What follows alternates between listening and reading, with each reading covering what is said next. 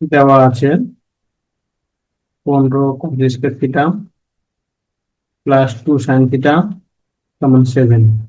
15 cos স্কয়ারের পরিবর্তে 1 minus tan square theta plus 2 sin theta সমান 7, বা 15 দ্বারা গুণ করে দেই তাহলে 15 minus 15 tan square theta plus 2 sin theta সমান 7।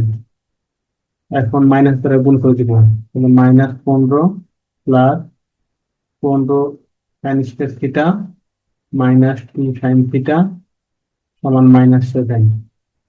এখান থেকে পাই 15 sin square theta minus 2 sin theta, এখানে থাকে -15 -7, তাহলে এদিকে -8 সমান 0।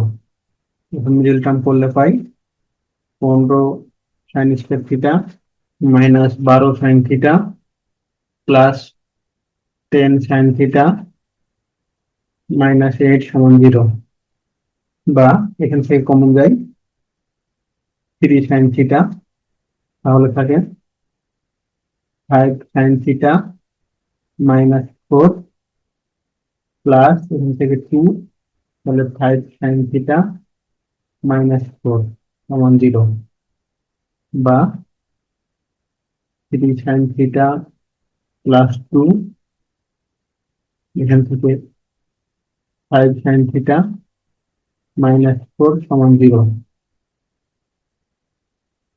তাহলে লিখতে পারি অতএব 3 sin থিটা প্লাস 2 সমান 0, বা sin থিটা সমান -2/3, অথবা 5 sin থিটা -4 সমান 0, বা sin থিটা সমান 4/5। আমাদের কন্ডিশন বলছে থিটা -π/2 থেকে বড় প্লাস π/2 থেকে ছোট, তাহলে দুটা মানে গ্রহণযোগ্য হয়। বের করতে হবে আমাদের cos থিটার মান, তাহলে sin থিটা যখন আছে আমরা cos থিটার মান বের করব, তাহলে cos থিটা সমান cos/sin পাবো। লিখি sin থিটা সমান -2/3 হলে cos থিটা সমান √1 মাইনাস sin স্কয়ার থিটা, তাহলে 1 মাইনাস 4/9 তাকে √5/9, এখান থেকে √5/3।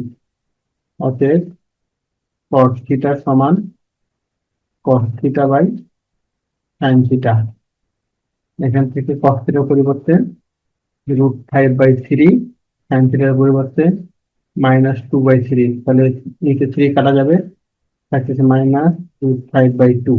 একটা মান পাইলাম। আর একটা মান এখানে করি, এদিকটা মুছে দেয় একটু,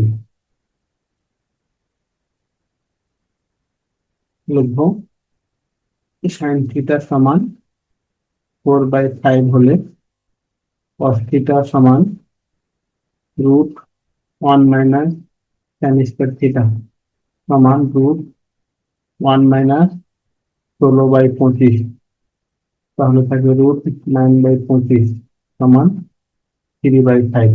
অতএব cos থিটা সমান cos theta by sin theta, তাহলে cos থিটার মান 3/5, sin থিটার মান 4/5, তাহলে 5 কাটা আছে 3/4, তাহলে দুইটা মান পাইলাম, একটা 3/4, একটা পাইলাম -√5/2। এটা অ্যান্সার।